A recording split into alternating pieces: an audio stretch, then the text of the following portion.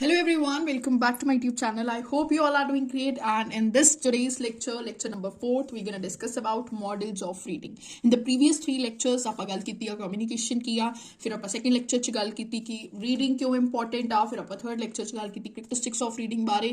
So now in the fourth lecture ਆਪਾਂ discuss ਕਰਾਂਗੇ ਮॉडल्स of reading ਬਾਰੇ. ਸੋ ਬੇਸਿਕਲੀ ਦੋ ਤਰ੍ਹਾਂ ਦੇ ਮॉडल्स ਹੁੰਦੇ ਨੇ. In this videos we gonna discuss the first model that is PSQ 5R. ਠੀਕ ਹੈ, ਆਪਾਂ ਇਹਨੂੰ ਡਿਟੇਲ ਚ ਪੜਾਂਗੇ. ਉਸ ਤੋਂ ਪਹਿਲਾਂ if you haven't subscribe to my YouTube channel, please go and subscribe to my YouTube channel, like share comment ਜ਼ਰੂਰ ਕਰਿਓ. And now let's get started with the video.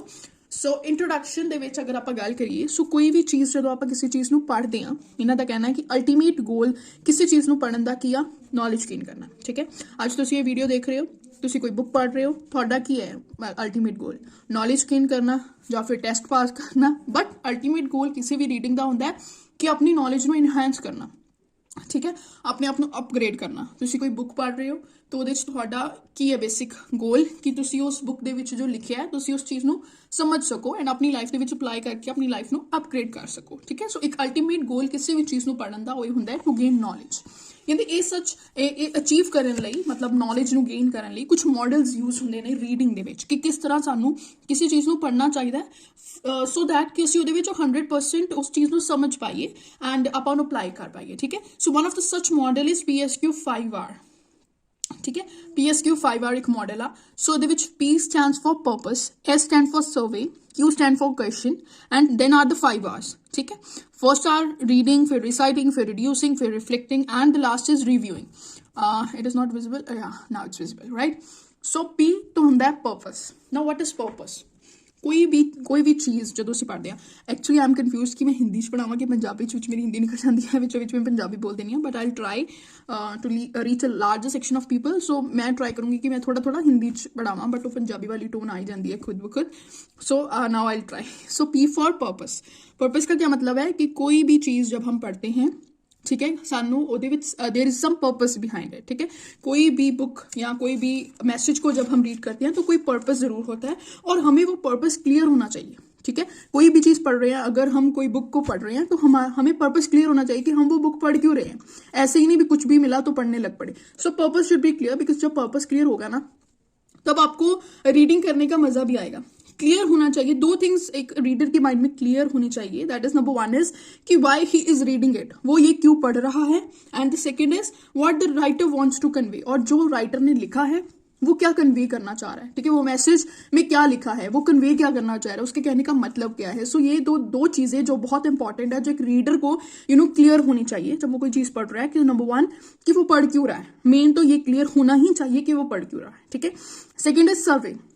जब हम कोई चीज़ नहीं लेकर आते हैं घर में, ठीक है, हमने फ़ोन ही लेना होता है, ठीक है, मोबाइल लेना होता है, तो हम सर्वे करते हैं. ठीक है, कोई भी चीज़, लैपटॉप, PC, कुछ भी हमने लेना हो तो वी डू सर्वे. हम डिफरेंट साइट्स पे जाते हैं आजकल तो ऑनलाइन सर्वे हो जाता है. लेकिन वैसे क्या, हम मार्केट में जाएंगे, ठीक है, उसका रेट पूछेंगे, एक मार्केट फिर दूसरी दुकान, फिर ऐसे तीसरी दुकान, हम डिफरेंट शॉप्स पे जाएंगे, उनका रेट पूछेंगे. ठीक है, फिर हम सर्वे करके कोई चीज़ को बाय करेंगे जहाँ पे हमें लगेगा कि हमारी जो पॉकेट में है वो प्राइस और सूटेबल प्राइस जहाँ पर हमें मिल रहा है, तो हम वहाँ से चीज़ खरीदेंगे.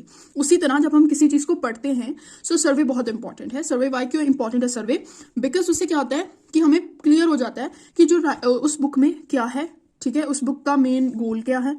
ठीक है, वो बुक है किसके लिए. ठीक है, फॉर एग्जाम्पल कोई बुक पढ़ रहे हो आप, तो उसके नाम से क्लियर होएगा कि वो साइंस की बुक है, वो कोई लाइफ की बुक है, कोई वो हेल्थ की बुक है, किस टॉपिक पे वो बुक है वो हमें क्लियर होगा. फिर हम जब इंडेक्स देखेंगे तो सर्वे कैसे करेंगे, बेसिकली हम पहले बुक देखेंगे.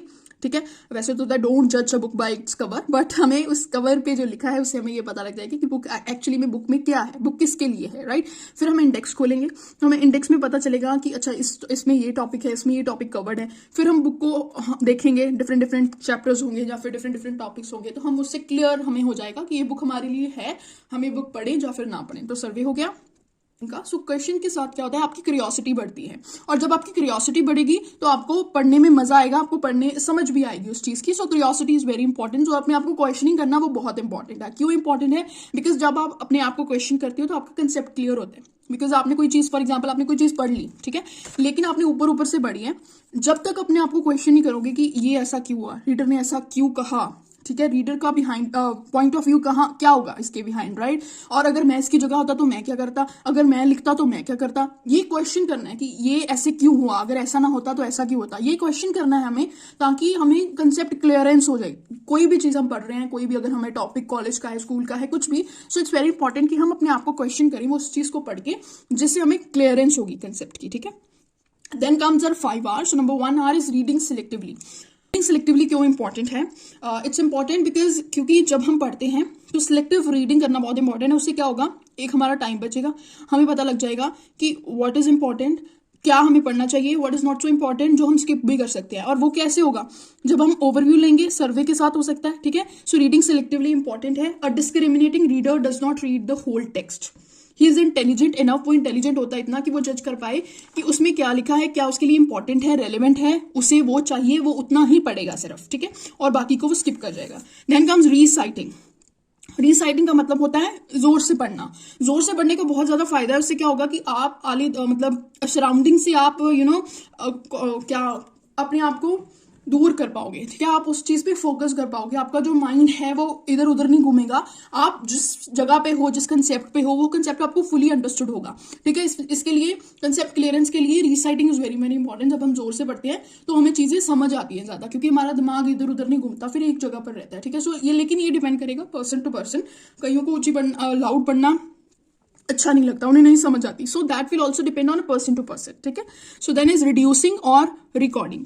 रिड्यूसिंग का मतलब क्या होता है कि जॉट डाउन करके रखना मेन पॉइंट, ठीक है। आपने कोई चीज पढ़ी तो आपने उसमें से इंपॉर्टेंट नोट्स निकालिए। तभी टीचर्स कहते हैं जब भी आप कोई चीज पढ़ो तो उसके नोट्स निकालो। जैसे मैंने ये बुक पढ़ी तो मैंने उसमें से इंपॉर्टेंट नोट्स बना लिए और मैं आपको उससे समझा रही हूँ। तो इससे क्या होगा कि जब आप नोट्स बनाने से क्या होता है, जॉट डाउन हमने मेन पॉइंट्स कर लिए, तो जब हम पेपर में जाएंगे तो हम पूरी बुक तो पढ़ेंगे नहीं पेपर से पहले, तो हम वो समरी और वो इंपॉर्टेंट पॉइंट्स को पढ़ेंगे, फिर हमें याद आ जाएगा अच्छा इसमें ये था, इसमें ये था।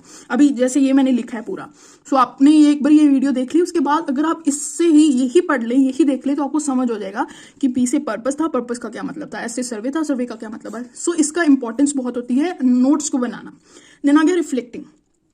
रिफ्लेक्टिंग का क्या मतलब है, when a reader has read the text he should reflect upon it the way he can absorb well all that is read। कि जो उसने पढ़ लिया अब उसको उसे एक बार अपने दिमाग में समझने की जरूरत है। कोई बात आपने ये, जैसे ये टॉपिक है, ये आपने पढ़ लिया, उसके बाद अपने दिमाग में उसे स्टेप बाय स्टेप सोचने की कोशिश कीजिए कि आपने पहले क्या पढ़ा, फिर क्या हुआ, फिर कैसे हुआ। सो इससे क्या होगा कि आपको क्लियरेंस और होगी, जो टॉपिक होगा उसकी और क्लियरेंस होगी। ये एक मॉडल है, जिस तरह से हम पढ़ेंगे, अगर हम इस तरह से पढ़ेंगे, रीड करेंगे किसी चीज को, तो हमें बेटर वो चीज याद रहेगी और उसका हमें क्लियर होगा वो कंसेप्ट ज्यादा। Then is reviewing. रिव्यूइंग क्या है, फाइनल स्टेज है रीडिंग की, is to review all that reader has read. जो उसने पढ़ा उसको एक बार फिर रिपीट करे, ठीक है। He should repeat all the steps he has undergone while reading and he should once again think of the purpose, survey, उसकी हेडिंग देखे, फिर सब हेडिंग देखे, फिर क्या है, फिर क्या था, पहले क्या कहा रीडर ने, उसका क्या मतलब था, ये सब कुछ वो रिव्यू करे, ठीक है। एक होता है व्यू और एक होता है रिव्यू। पहले जो व्यू किया उसे दोबारा से रिव्यू करना, ठीक है। So such reviewing will leave the leader with a well-organized view of all that he has read। जो उसने पढ़ा है उससे वो अच्छी तरह रिलेट कर पाएगा। So I hope ये क्लियर है आपको। It's very important, PSQ 5R।